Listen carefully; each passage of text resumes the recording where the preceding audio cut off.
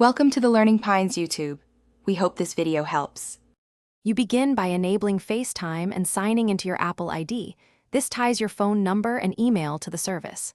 Once done, open Settings, tap FaceTime, and make sure the switch is on. If not signed in, sign in now so your contacts can reach you. Then, launch the FaceTime app to start the first session. This step links identity to the call system, so do it first to avoid later connection failures. Now you place or schedule the call. Tap the plus icon to type a phone number or email, or pick someone from contacts and choose video or audio. That action initiates signaling to their device. If you need a meeting, create a FaceTime link and share it. This preserves the meeting time and lets multiple people join.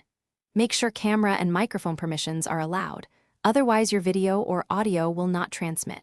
This step handles connection setup and invites.